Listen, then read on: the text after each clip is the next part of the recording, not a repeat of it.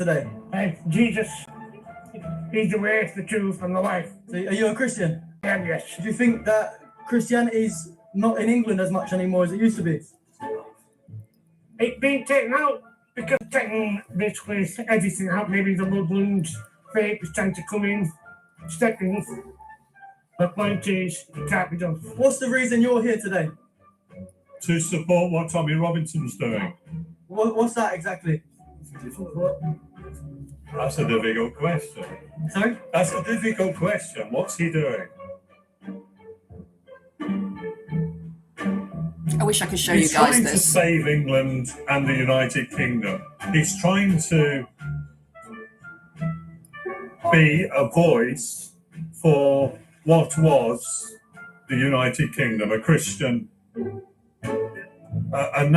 a group of nations built on Christianity, let's say that. What's the reason you're here today? Well, we've come down here with this It's a flyer. to encourage British people to stand with Jews against anti-Semitism and for Israel, because I think if you look at the terror attacks in Germany, Christmas markets, the London bus and tube bombings in 2005, the Manchester Arena massacre, and what's happening in Sudan, it's obvious really that Islamist terrorism and Islamists are genocidally anti-Semitic. Islamist terrorism is a threat not just to Israelis and Palestinians, but to all of us in Britain as well. So that's why we're here. Are you Jewish? No. Oh, okay, you're a Christian? No. What religion are you? Skeptical. And I would have called myself an atheist. Oh, okay. Very smart human being. Yeah. What's the reason you got the Israel flag on the British flag? In solidarity. I think Israel's fighting for civilization against barbarism on our behalf. For the West. Okay, if you haven't seen this channel, it's called The Saviour, and he infiltrates. Have you guys seen this bearskin hoodie ad? It's been. He infiltrates on the Tommy Robinson stuff, all the different marchers and so on, and he was interviewing so many people, and the level of intelligence rates at about 3, and that's shared between everybody there. He asks them if they're Christian, and some of them say yes, and he then asks them, what's your favorite Bible verse? Oh, that's a difficult question. But you know this, and they're just so funny, so funny. I've not had a chance to put the link to this into the description box. Let me see if I can do it now on this pewter. Bear with me. This computer's very slow, so bear with me. The hamster's just starting to warm up here.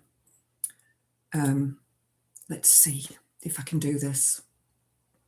Bear with me. So I'll play you some more of that video in a little while, but I just thought it was so funny that it just came up on my feed. So I've started following him now. He's called The Saviour, and he basically goes and rips off the gam-gams. So funny. There's a guy that comes on and does a rap, and he's actually brilliant, but this guy pretends he is part of Robinson's crew, but he's not really. It's just really funny.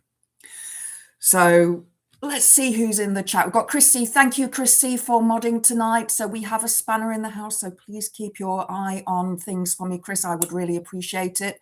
If anybody's lurking who is a troll, please try and be polite, and I will engage with you with conversation. But it's, it would be nice if we could have discourse rather than, arguing. Don't like arguing, although I do on some things.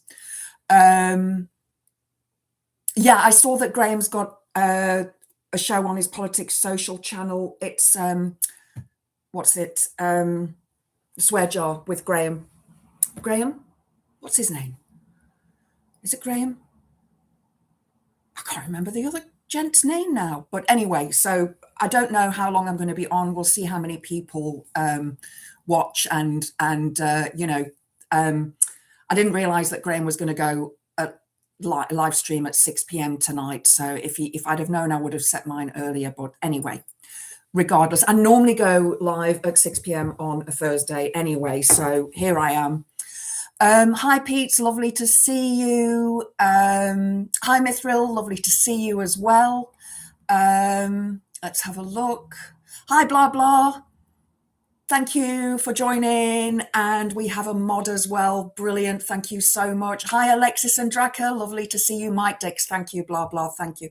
Great guy. Absolutely love him. So thank you so much for those of you who've joined me this evening. I really, really appreciate it. I really do. Like I say, I don't know how long I'm going to be on for, but we'll see how it goes. So tomorrow's the day. Are your bags packed? Are you ready to go? My bags aren't packed, but if they take me, they can take me. So tomorrow is the day when 3i Atlas is going to be the closest to the Earth that it will be. Strangely, it's really funny. I was just having my tea and I'm searching for a film and I've got a whole load saved on YouTube. Anyway, this one came up. I thought, oh, that looks good. Disaster movie, like a good disaster movie. And I actually think I've seen this before. And it is about a comet that goes past Earth. And as it goes past Earth, its tail, the back of it, the tail starts to break up and the asteroids come down to Earth and cause chaos. And who knows, maybe that'll happen. I was reading the other day that the scientists were saying that the tail of the comet is generally made up of parts of ice and rocks that are or were part of the comet that it leaves behind in a trail. And because it's been close to the sun, those things will probably be easier or come off of the comet easier. Sorry, my jumper's doing this hot shot thing and it's really annoying me. I've got a t-shirt on underneath as well to keep warm. There we go, that's a bit better. Good old adamant on underneath. So yeah, let's hope that you know, things go okay and that it is you know, not going to rain down on Earth. Would like to get through Christmas first, but can you imagine if all of a sudden that what they're saying is a comet stops and changes direction and slows down and heads towards Earth and we discover that it is actually alien life? To be honest, I think it would be pretty amazing. I really do. I'd be so like, yay, finally something that's worthy of news. Blah, blah. No, sweetheart, I'm not going to do that. I'm going to, you know, that's their thing. If I ever get invited, I will, but I've not been invited and I'm not going to invite myself. That's just not my thing. So yeah. Oh my God, what is going on with my hair? So yeah, that's what, thank you. Big news. The guy in the next block to me found unalived, another dude as good as unalived, cops, forensics, etc. on site, drug related, killer known, absconded, helicopters up searching, crazy stuff. Wow, Pete, that is exciting stuff. That's, yeah, wow.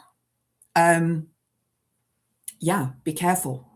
Don't answer the door unless it's a copper, but don't answer the door. You know, if it could be whoever's absconded trying to get in. Chrissy, the religious nut jobs would lose their tiny little minds if aliens came to Earth. They would, but they'd probably say something along the lines of, it's Jesus Christ, he's reborn on another planet.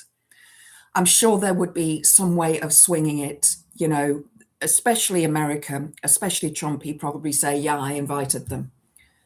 you know, he'd come up with some bollocks story, wouldn't he? But I think that, yeah, as much as I would like it to be that, the chances are very slim of that happening.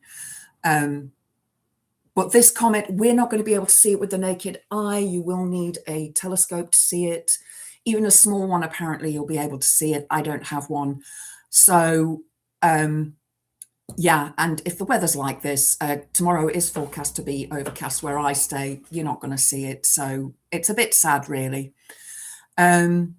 Jesus being born as a classic grey alien, that would be awesome. Do you know, Stranger Things, and I'm not talking about the series, although if you haven't watched it, give it a watch. It's a brilliant series. I absolutely love it.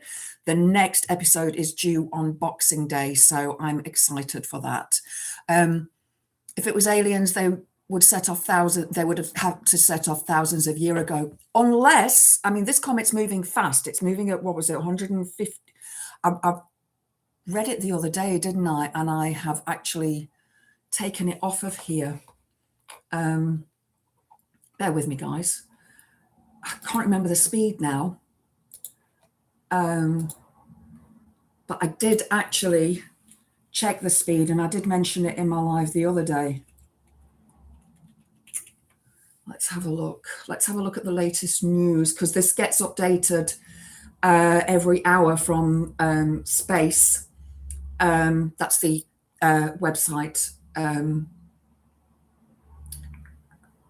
Let's have a look what it says. Oh God, agree.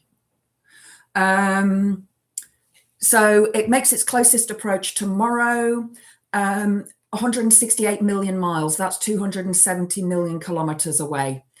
And you can actually watch it free on a webcast. I shall link this as soon as I finish yakking onto the into the description box as well. Sorry, I'm just having a look. Its speed is 144.1 thousand miles per hour. That's 231.9 thousand kilometers per hour. So it's moving pretty fast. And, you know, it's only been visual to us since July. So it's only been the last 6 months that we've been able to see this. So who knows at what speed it was traveling before that.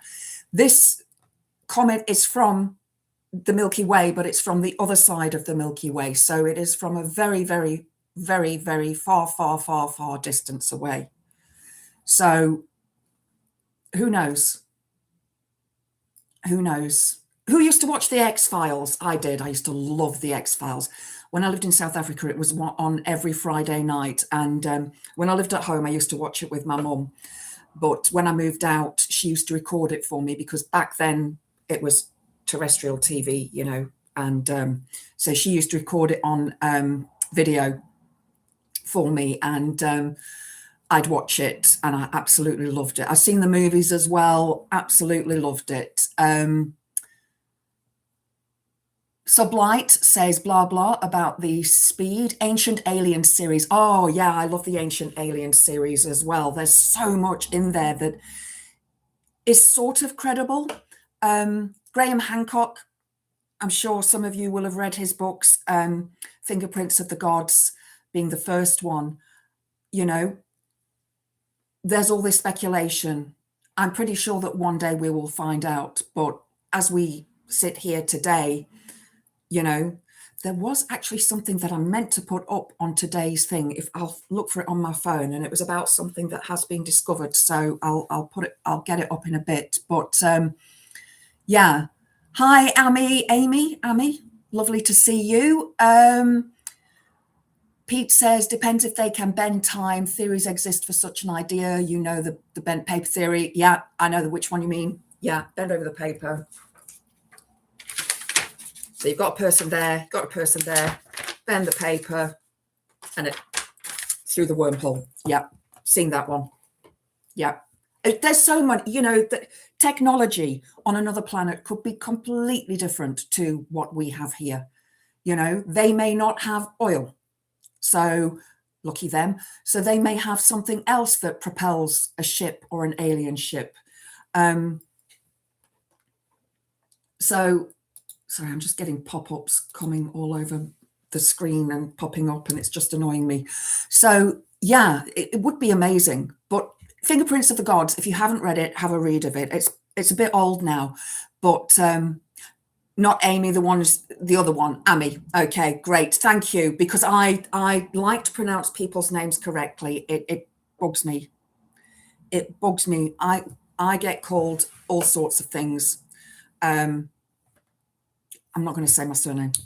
Sorry, I don't want people trying to find me. It's bad enough being a woman and being, you know, harassed online. So all of my profiles are private, but anyway, except my pages, which are obviously open. So you can find me on Facebook as the Witchy Goth. I'm not sure if the picture's the same as the one that's on here. It may be, I'm not sure, because I tend to update and then forget. So yeah. But in Fingerprints of the Gods, there's one specific part where he highlights the fact that on some of the Egyptian hieroglyphics, however you want to pronounce them, some of the figures look as if they are driving some sort of spacecraft, as if they have got some sort of helmet on. You know, there's so much speculation. There is so much speculation. That was it about life. It was something I was watching last night. I sit and watch in bed. I have my little phone on and I watch little videos that pop up and stuff that I'm interested in. And I will actually probably talk about that on Sunday because it is very, very interesting and it deserves quite a lot of its own attention. So yes, 3i Atlas, exciting stuff. Curse of the Skinwalker Ranch series. Chrissy, I think I've seen some of that. I'm not sure. It depends what channel it's on. Pete, you saw a UFO a few years back, many sightings, military clocked it on radar, made the papers, was traveling crazy fast and mad maneuvers, no Earth pilot could survive, was awesome. They actually did release, I think it was last year, a load of videos of stuff that's unidentified flying objects.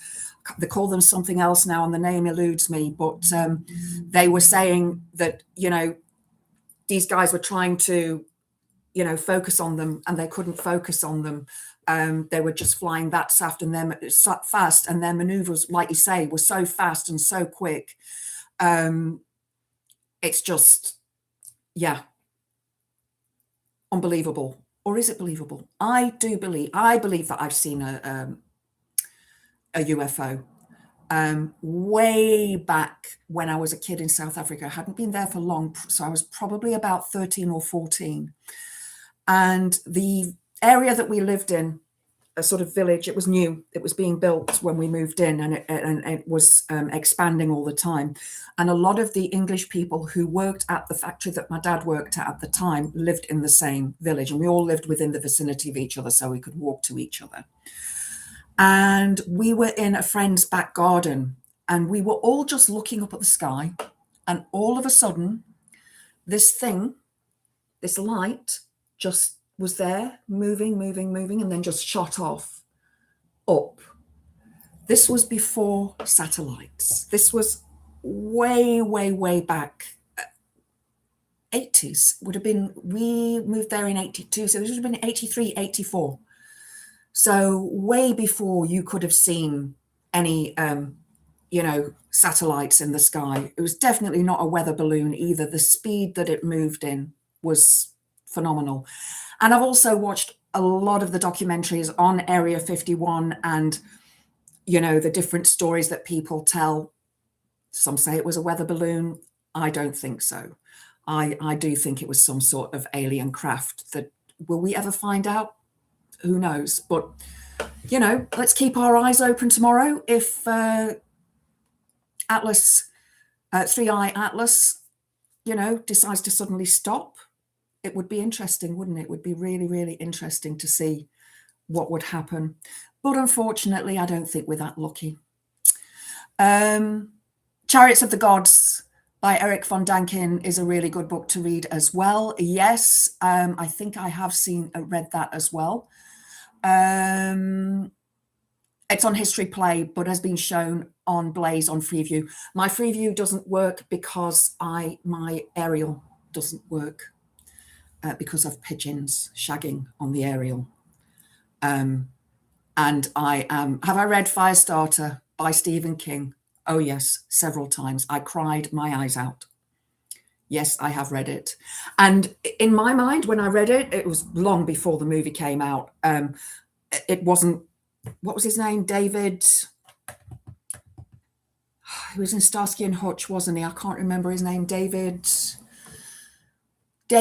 somebody, and the little girl. Yeah, I've read it. I've read pretty much all of Stephen King's books. So yeah, and Firestarter was one of my favorites. Very sad, very, very sad. Hi Elle, lovely to see you. Thank you for joining. David Saul, thank you. Mithril, couldn't remember it. Thank you. Perhaps, but some of the building techniques we can't replicate with our modern methods and technology. So it does raise the possibility that ancient civilizations had external help. It does. It does. You know, it really does. Did they have external help? The creation of Stonehenge, you know, or did they have better technology of measuring than we have now? Because those lintel stones that were put on top of Stonehenge, the bumpy bits on top that fit into that, they were perfectly measured. So yeah. And how did they know as well? A lot of sacred sites, I think, in fact, most of them are built on land that is very, very powerful, has powerful crystals or rocks underneath it. Now, people say, oh, but crystals, you know, woo-woo. In your computer, there is quartz crystal. In your watch, there is quartz crystal. Quartz crystal is one of the most powerful crystals there is. And it, you know, conducts energy. So why would, you know, I've actually got, not a piece of quartz, actually, this is a Herkimer diamond. I don't know if you can see it. It's very, very small. Herkimer diamond. It's a double terminator. So it's got a termination on either end. And it's from Kentucky. I think it's Kentucky where they're mined. And they only release apparently a certain amount every year. And it is a beautiful, beautiful crystal.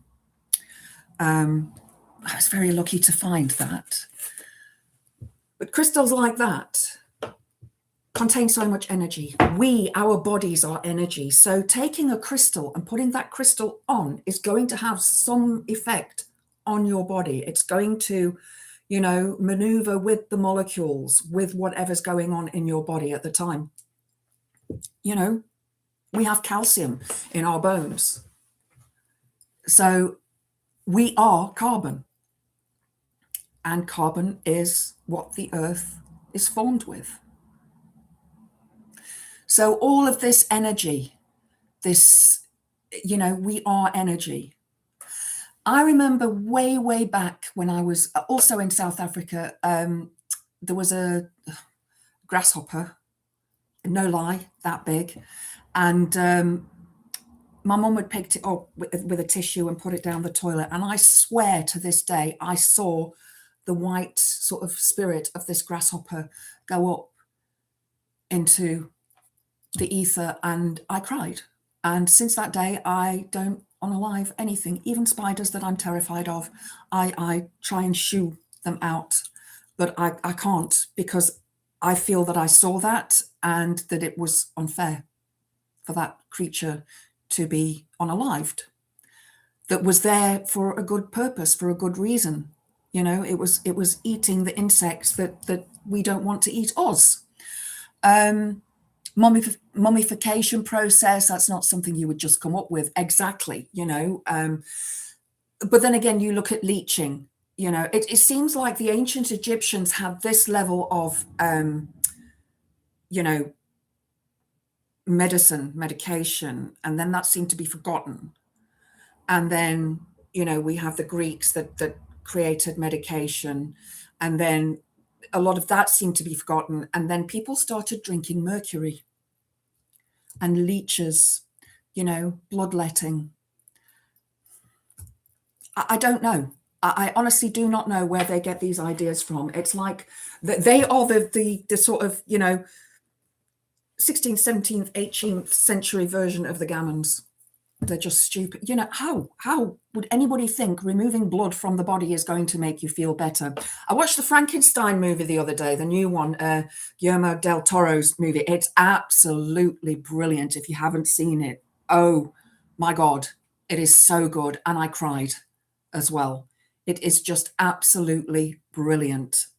So I highly recommend it. And it does sort of have, it doesn't stick to the book, but it does sort of have some information about medicine in there. So, you know, it's interesting to watch from that perspective, but it's just a really good film.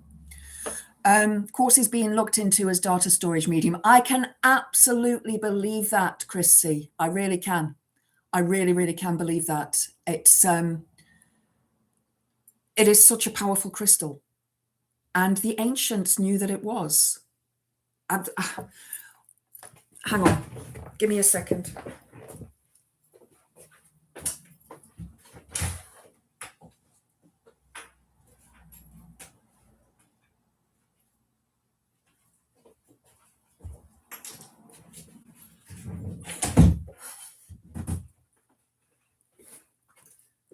So I keep this bowl of crystals next to my telly. It's a lot of quartz in here. There's all sorts of white crystals. I have all my crystals separated by colors in different things, different containers. And then I've got my bigger pieces of crystals, and my rare pieces of crystals are in I've got a glass cabinet that they're all in.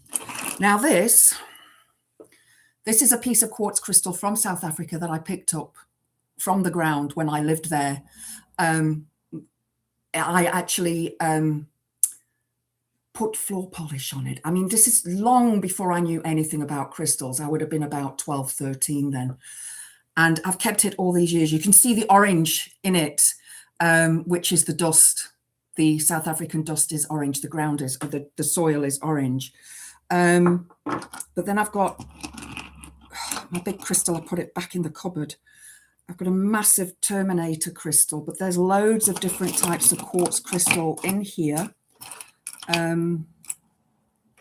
That's part of a quartz geode. So it was cut in half and it's got quartz inside it. I mean, everything that's in our planet, in our, you know, in the earth is crystal. That is what we call a twin quartz crystal, two quartz crystals together. They all have different properties and different meanings, and I'm not going to go into that at the moment. I would need all of my notes, but I've been collecting crystals for years and years and years and years. And I have so many. I mean, you're supposed to take your crystals outside and put them in the moonlight when it's full moon to cleanse them. It would take me 2 days to get all of them out, and then 2 days to get them all back in again. The orange one, it's actually not orange. Or do you mean this one, which is actually broken? I'll explain this one in a minute. But this is a piece of quartz crystal. The orange color actually comes from the South African dirt in the back garden where we were living at the time. So it is quartz crystal. It's just got that orange color, which is iron. It is iron because hematite is iron and hematite dust is red. So this one, and these are raw crystals. These have not been polished. You know, a lot of the stuff that you get here is polished and so on. I've got so many pieces that are not polished that like that, sort of, that's quartz crystal, what we call milky quartz. In other words, it's not clear. It's difficult to see under this light. That's another piece. I used to buy coal sack sized bags of rose quartz for 25 Rand, which would be now the equivalent of about 100 quid. So yeah, and I've got a massive rose quartz lamp, and everybody looks and says, oh, is that a salt lamp? No, it's not, because all the salt stuff in my house just turns into water. So this has got hematite in it, and it is known as a golden healer. I've actually got another one in my healing crystals, because I have healing crystals as well, which are completely separate. But this, it had a point on, got dropped on the floor and it broke off. And I always look at it as like, sometimes your crystals are going to break, you're going to lose them, and they're ready to move on. They've done their job. So this is what I would use when doing Reiki on a client, and I would draw the symbols over them with the golden healer. Really, really powerful healer.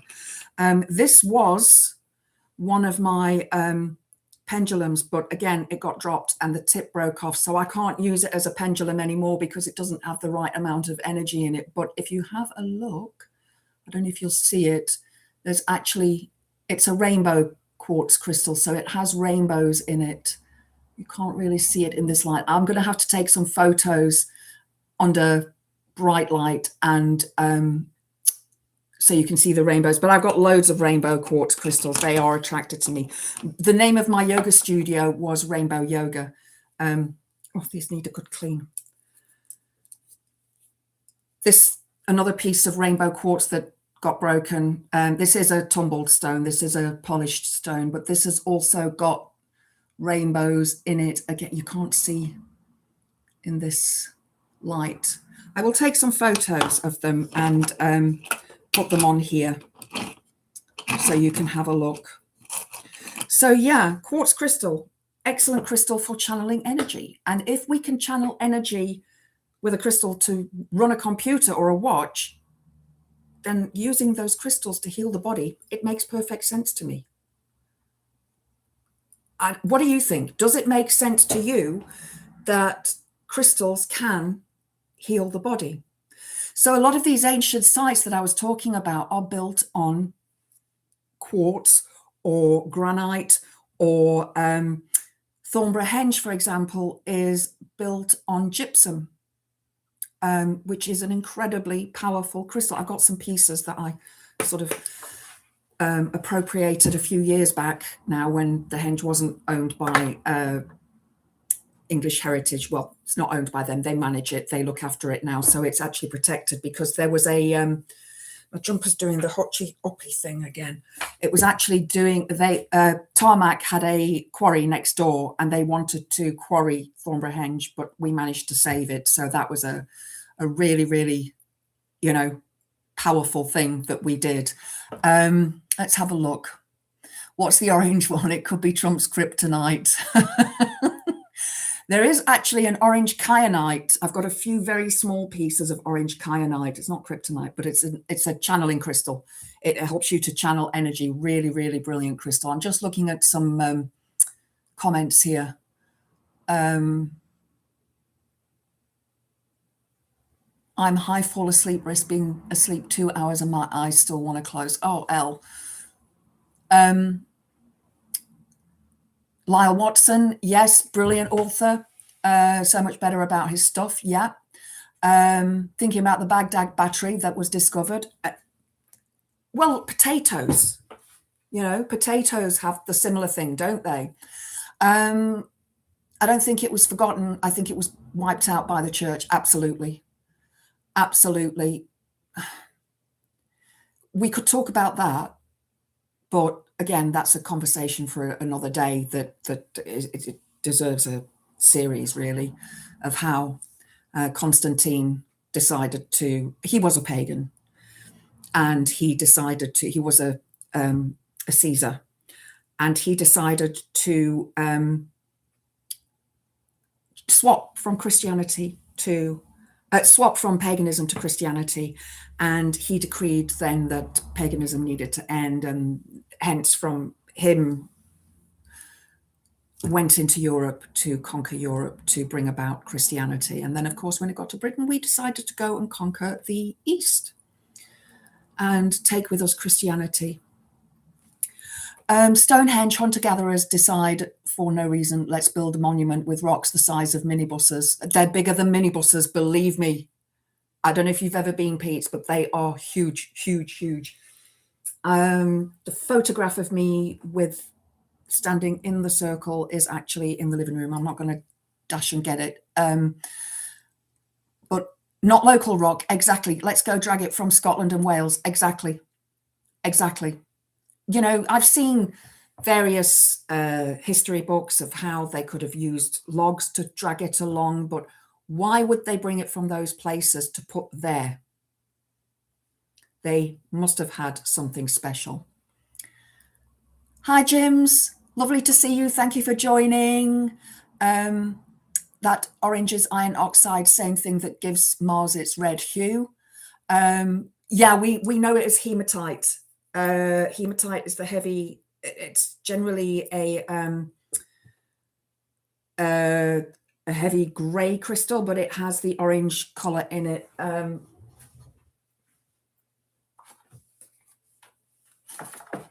If you want to find out about crystals, this is an excellent book. Love is in the Earth by Melody. Absolutely brilliant. Although I do have several other books on crystals that I have in the living room because I draw crystals for myself on a daily basis. I like to, I do them as readings. They are like runes, basically. I do them as runes for myself. But yeah, it is iron. Which is why hematite is an iron base and it's really good for the blood. So if you have got anemia, wear some hematite. Excellent for the blood. Earth mysteries have fascinated me since I was about 6, but I'm a Fortean on these subjects. Wonderful, wonderful. Yeah, Earth mysteries, space mysteries, all of those things interest me. And I think that, you know, a lot of it is in witchcraft as well. A lot of what we utilize is in witchcraft. So we know that witchcraft was legalized in 1952. It was then the witchcraft laws were repealed, so we could now practice being a witch. And we had Gerald Gardner and Alex Saunderson, who decided they had their own little covens and they developed their own style of witchcraft, Wicca. Now, since then, there has been a huge amount of looking back at ancient texts and so on. And a book, one of the books that is a really good book to read is The White Goddess by Robert Graves. And that tells stories about the White Goddess here in the United Kingdom, but also about the goddess and her energy around the world in different parts of the world in different traditions. So one of the books to start with, you know, a lot of the sort of newer pagans will start with more modern books, but I always think it's always good to go back to the classics to see, okay, because modern pagans will take things and put it into their way, but this is somebody who has actually gone and done the research. So yeah, that's a book worth reading. And then there's Grimacy. There's another book which I love. Oh dear, my lights have fallen down. Oh well. You can see that I've used this book a lot. It's called The Wiccan Mysteries, Ancient Origins and Teachings by Raven Grimacy, who is Italian.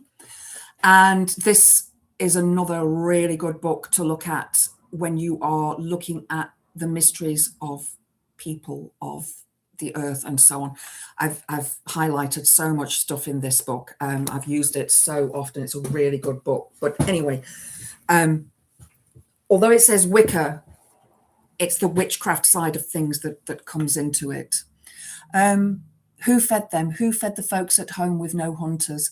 Who protected them? How did they know about rocks in Wales and Scotland? Occam's razor, they didn't. Yeah, exactly.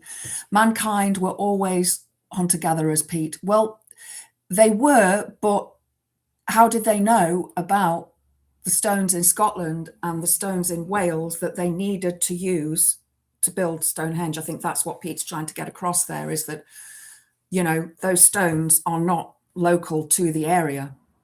Whereas you would think if you're going to build a stone circle, you would use local stones, but also there's Woodhenge.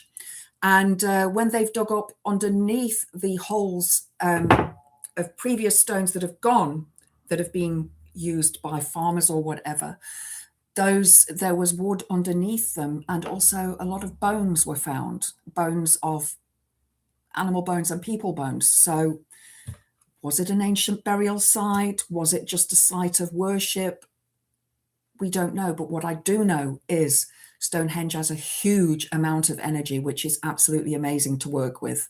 The same as when I go to Thornborough-Henge, the energy there is amazing because it's not being traversed by so many people as Stonehenge has. It's a lesser known circle, but it doesn't have any stones left.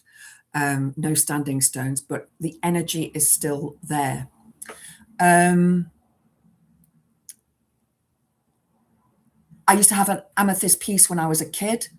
Fantastic. I think my amethyst, I've got quite a few, but this is a piece of rose quartz that I've got on my desk. It's a really high quality piece. I don't know how much that would cost you in this country, but again, this came from South Africa. Do you remember, friends, when Ross was moving and he had that massive box, and I think it was either Chandler or Joey said to him, "What's in this box? Rocks?" And he said, yeah, I collect rocks and feathers. I've got a big collection of feathers as well. Some heal. Hang on. Oh, it's gone. It's gone. It's gone.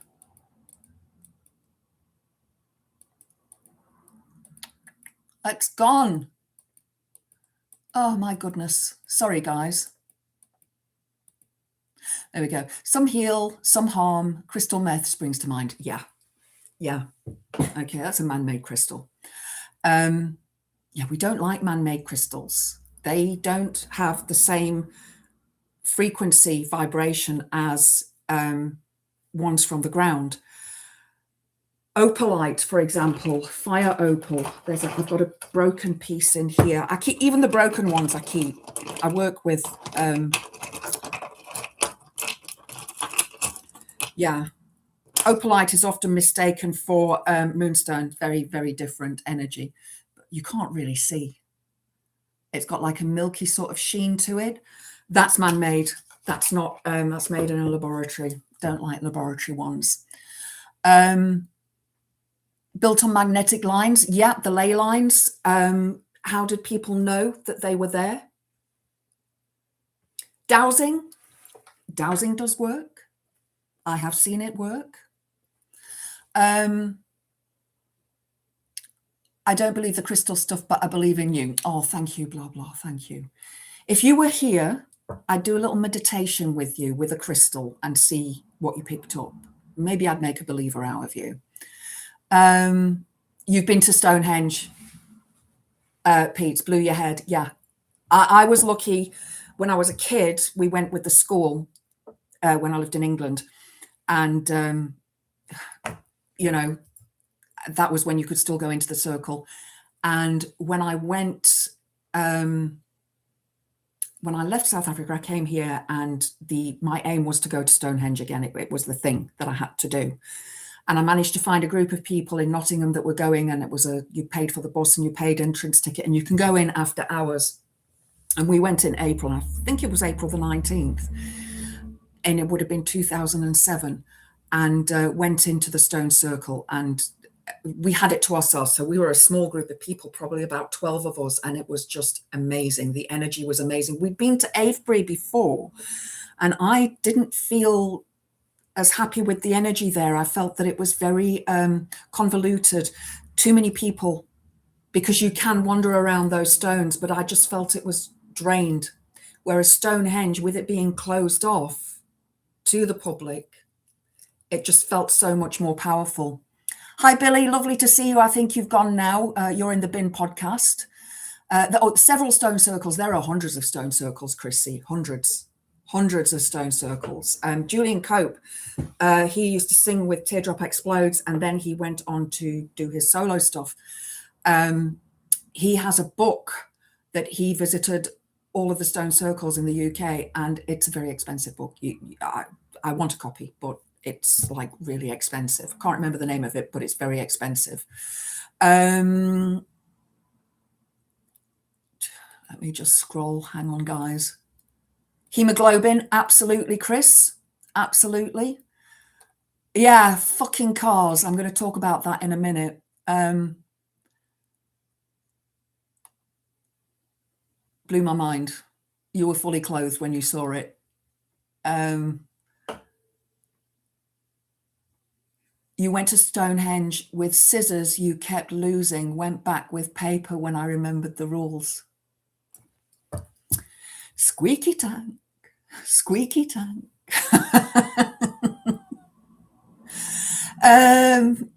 Nice one. Hi, Kirsty. Lovely to see you. Thank you for joining. Lovely to have you here.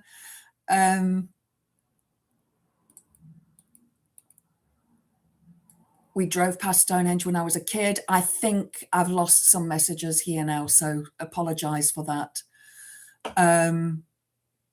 Blah, I'm a born-again skeptic. You'd have your work cut out. No problem. I'm okay with that. I'm okay with that. I've been teaching witchcraft for years. I've been teaching yoga for years. I've been teaching Reiki for years. So yeah, it's... And I've sat down and spoken to Jehovah's Witnesses. They come knocking on my door and I start talking to them, and Mormons as well, spoken to the elders, and I can have conversations about theology with people because ultimately they all share the same basic belief. Do no harm. Be a good person.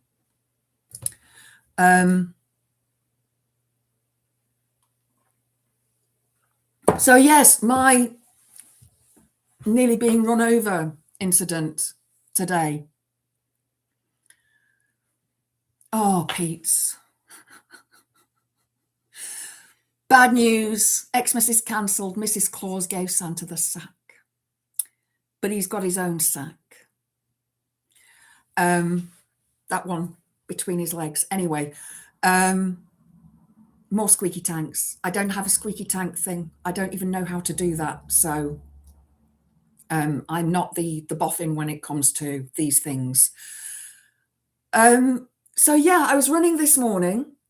I always run the same, well, normally I run the same route. It's a route that I like, and I time myself, and anyway, so go out my gate, and first it's uphill on a main road, and then turn the corner at the traffic lights and go downhill. And then it's all uphill, downhill after that. So this downhill is quite a steep downhill. So when you're running downhill, you widen your steps and you move faster. So you're picking your legs up further behind you and reaching out further in front of you. Because if you do short steps and you try and go fast, you're going to fall over. I've done that. Very good at falling over, as you guys know from running. I'm really good at falling over. Anyway, so widened my steps. And I was just picking up speed because I was just getting to the part that really starts to go downhill. And all of a sudden, this woman in a grey, I don't know, it was either what's that car called? One of them, we call them Opals in South Africa. You call them something else here. German car. Oh, goodness, I can't think of the name, but I know what car I mean. But it was a grey car that looked like that. And she missed me by like that. And she did that smile that, like, I'm sorry, but I'm not sorry. And I just thought, for fuck's sake.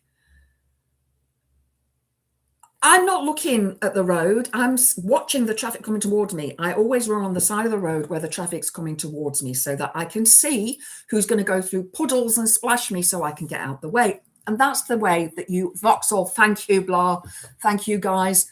He is, Chris, he is a genius. One day I'll learn it, and by then there'll be new technology. So, yeah. Make a tumbleweed on a stick. Oh, my God. Yes, I've just thrown them all in the bloody bin. Won't take long to get more. Won't take long to get more. I do have a broom, a little broom. I use to cleanse energy from my desk. I just try not to break electronics because I really am good at breaking electronic equipment.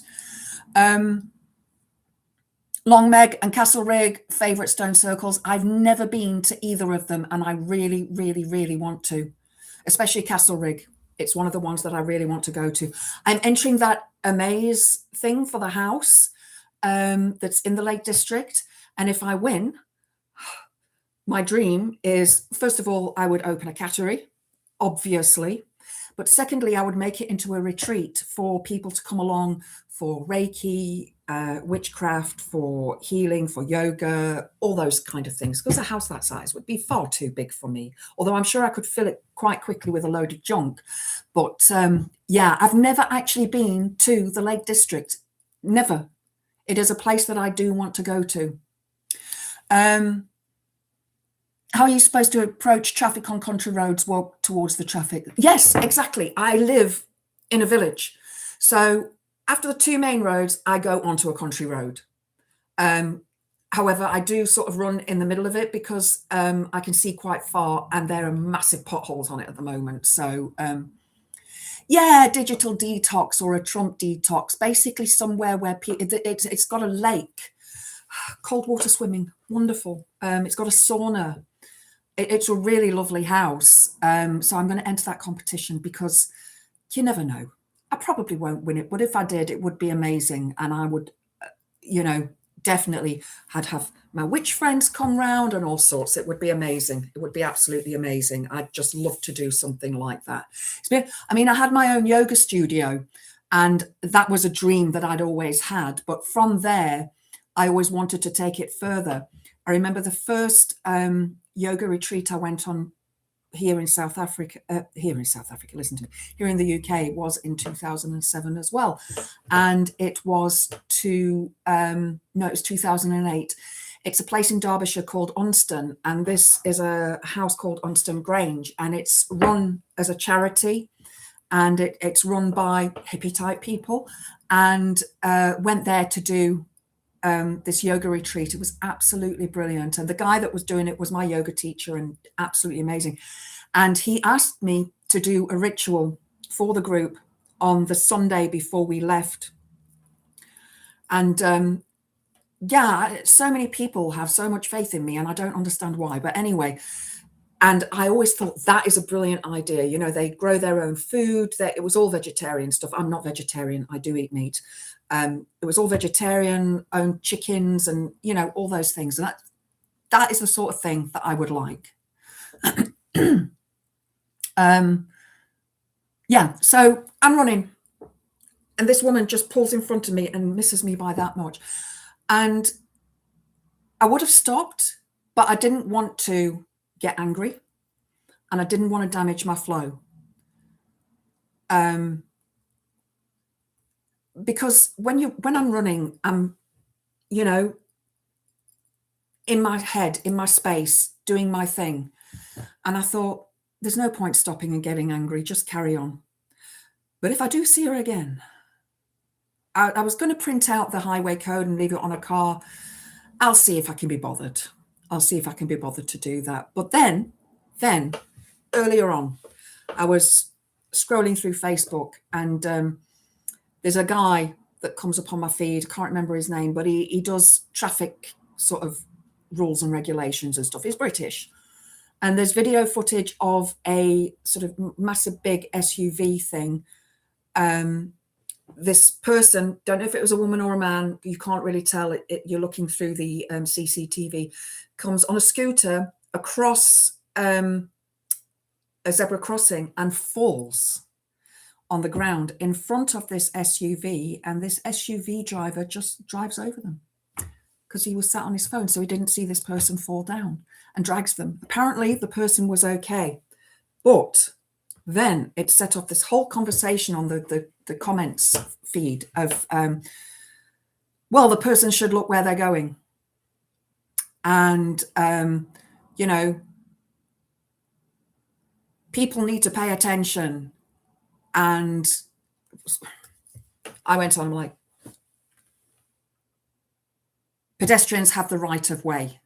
You have to stop. Yeah, but no yeah buts.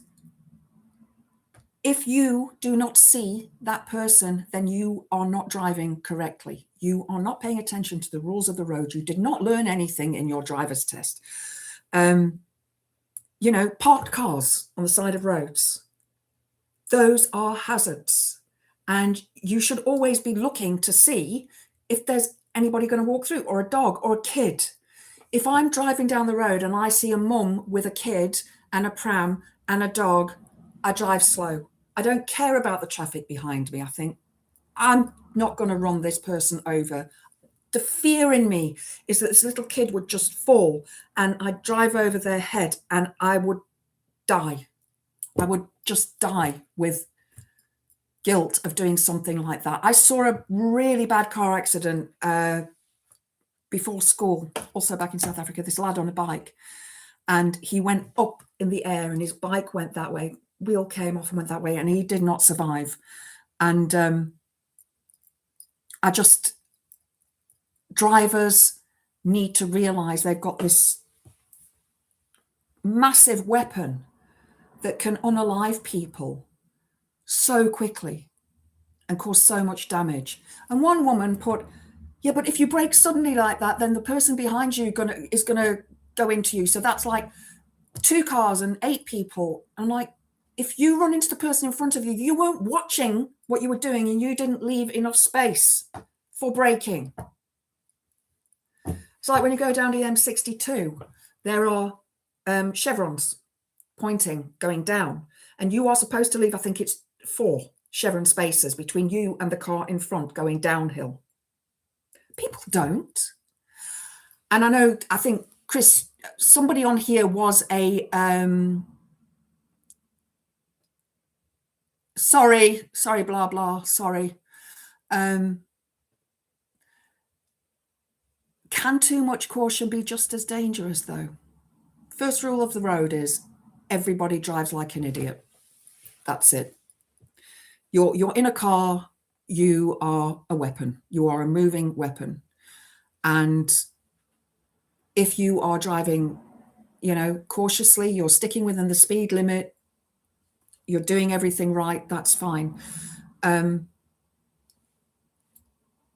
unfortunately, it's this person was on their phone. It's the phone thing, isn't it? It's the looking at my phone and not paying attention around you. And I just, yeah, I get so upset when drivers blame pedestrians or cyclists or whatever, when, you know, they need to be cautious. When I'm driving on a motorway like that, I'm always looking about 10 cars up in front. And when I start seeing the brake lights on these cars in front, I start slowing down, because I know that if I don't let those people behind me know, put on my hazards, that there's a thing happening up ahead. And if you're not watching, it's your own fault.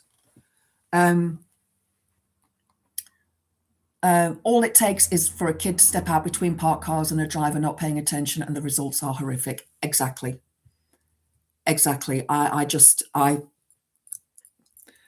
Yeah.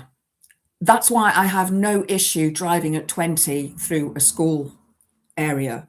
What I do have an issue with is the way that parents park and how they park outside schools. It seems to me that they probably cause more accidents. So yeah, I was a little bit upset. This is apple juice, by the way. I was a little bit upset about this woman. And I do think that, you know, I could have been really badly injured. If I'd have been 2 seconds faster, a second faster, I wouldn't be sitting here right now. She would have driven into me, and quite possibly could have been, you know, injured quite badly. Wouldn't have been able to get to my mum's for Christmas because it would have been my left leg. And obviously you need the clutch, don't you, when you are driving on the M60, M1, M62, M57, nightmare roads. Absolutely detest those 3 roads. I mean, I could do Snake Pass, but that again is a nightmare road. I'd rather be on the motorway because they've got, you know, if you break down, it's easier to find you than on Snake Pass. You drove in India, horrific experience, won't be repeating that feat, I can tell you. Yeah, I drove in South Africa. Very similar, very, very similar with all the taxis. The taxis are like, you know, the old VW minibus things, they're like those, but then you get the Toyota Hiace and all the different ones that are like that. None of these cars are, when I lived there was no MOT. I don't know if there is now, probably not, but there was no MOT. And speeding was the thing. It was the thing. You got into the outside lane and you drove 120 kilometers an hour, 140 kilometers an hour, and you just put your foot down and drove. And these taxis would go into the breakdown lane on the outside, breakdown lane on the inside. These taxis, overcrowded with people, would just fly by, and you're doing 120 and they would just fly by and drive over the meridians, all sorts. Absolutely nightmare. Absolute nightmare. So you have to be aware. And I think having learned to drive there, you know, the test there now is the same as the test that they have here. But yeah, just it teaches you a lot, teaches you a heck of a lot. Maybe we need the old PSA adverts that show a child being hit by a car, drive the message home. Perhaps we do. Perhaps we do. I saw Daily Blase. Hello, my love. Thank you, Darren, for joining. Really, really appreciate it. Chris C., you witnessed a child being okay a few months ago. He didn't attend his first court date at the beginning of the month. Taxis, yellow and black unalive boxes. Yep. The old VW vans that used a monkey wrench for a steering wheel. Kirsty, yes. Yes. What was his name? Oh, what was that comedian? Leon Schuster. Leon Schuster. Yeah. And Jeremy Mansfield, he used to have that. He had Speedway come on, didn't he, in the morning? I used to love Jeremy Mansfield. I know, didn't he pass with cancer? But yeah, he was, using a spanner to drive the car.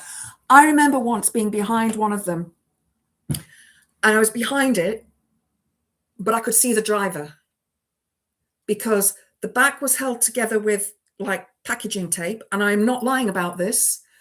And the axle was that bent that he was driving sideways. Not a lie. Not a lie. You were a trainee driving instructor. Okay. Firm opinions about driving and road etiquette. Yeah. Yeah, there is driving too slow, isn't there? The old man with the cap. Yep. Clarkson, who want to increase the speed limit on motorways. To be honest, I don't mind driving that fast, but it just wouldn't do. It just wouldn't do. There are far too many lorries on the motorways here. Far, far, far too many lorries. You know, and I don't think the roads are wide. You know, I don't think there are enough lanes to counter for that.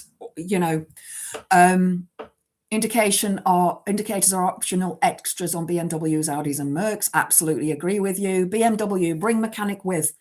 When they stop too fast, the cab comes off the chassis. Eesh. Yikes. What my daughter and I call psychic indicators, Chris. That's it. That's why I always keep a distance from people in front, because it's like, I'll sit there, what the bloody hell are you going to do? Yeah. Don't use your indicator then, you know. Yeah. I talk to myself while driving. If the cat's in the car, I talk to him.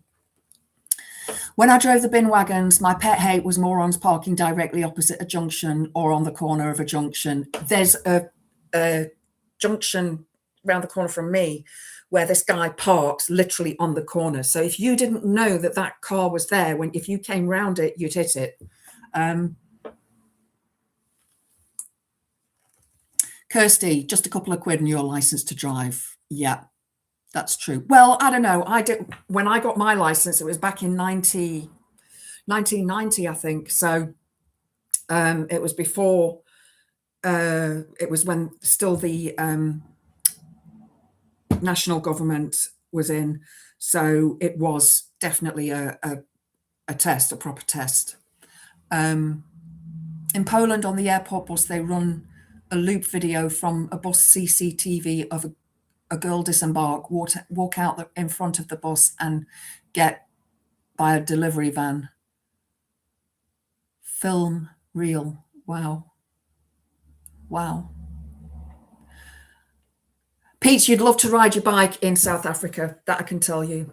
The breakfast runs there are amazing. Absolutely amazing. I had one incident when I clipped a brand new Mercedes that was parked on the corner of a junction. The owner came out furious. My charge hand told him he would get me to reverse back up and do a proper job. Well done. Well done. A bus once hit my car when it was parked, and I was parked legally. That bus driver obviously didn't know how to drive. Not that I ever driven. It wasn't a double-decker bus. It was one of those transport buses for hospitals. But still, yeah. Okay, guys, it's just after 7. I don't talk to myself while driving. I vocally project my disdain for other drivers to them. Yeah. I deliberately don't look at other people when they pass me, though. I look ahead. But I do like being in my car and listening to music. If you've got a good sound system in your car and you're listening to music and you're singing away, that's the best way to have a journey that's 2.5 hours long, except if you're listening to Slipknot, because then your foot can get too heavy on the pedal. This morning when I was running up the road, this van came past me and they were playing Black Sabbath, Paranoid. And it stopped at the lights. There were a few cars in front of him. So as I go past him, he's playing it. He's looking at me and I'm going, yay. Because I was singing. I was like headbanging and singing as I was going past it. He's like, oh, cool. Just, just stuff. You love driving at night. I detest driving at night. I detest driving at night with those blooming horrible lights that they have now. Singing along at the traffic light is always fun when the people next to you are looking at you. Yep, exactly. And headbanging at the same time. I pretend to be asleep. Brilliant. Guys, I'm going to head off because I have got some ice cream to munch on now. And I'm busy watching, what's it called? The Mayfair Witches, I think it is. It's from Anne Rice. It's one of Anne Rice's books, but I could never get into reading her books, but watching the stuff rather than reading, I'm enjoying. So I'm going to watch an episode of that now. I will hopefully be going live again on Sunday evening. I'm not 100% sure because I have been invited to a function, but I don't know what time it is. And of course, I have to be here for 6 p.m. anyway to give Thorn his injection. And I'm getting my hair done at 11:30 because my hairdresser this week was poorly when I was supposed to go on Monday. So can't wait. This fringe needs cutting and this needs colouring. It's doing my head in. Oh, thank you, Kirsty. I'm feeling good, thank you. I am feeling really good. Had a good run. It was only a 4K, but it was a good one. So I will hopefully see you all on Sunday. If I do not see you then, I will be here on probably Monday and Tuesday. Not sure about Christmas Eve yet. Definitely not Christmas Day. I'm with family. So Boxing Day, definitely not, because Stranger Things. So by the time I get back, it's going to be like 6 p.m. and then it'll be Stranger Things. So yeah. Thank you everybody for watching. Thank you for taking part in the chat. Thank you for being such a lovely bunch of people. And I will see you all at some stage in the social or in Daily Blase's Friday Frolics or Aid Thompson or somewhere. I will see you this weekend. So have a wonderful time. Blessed be. Mwah.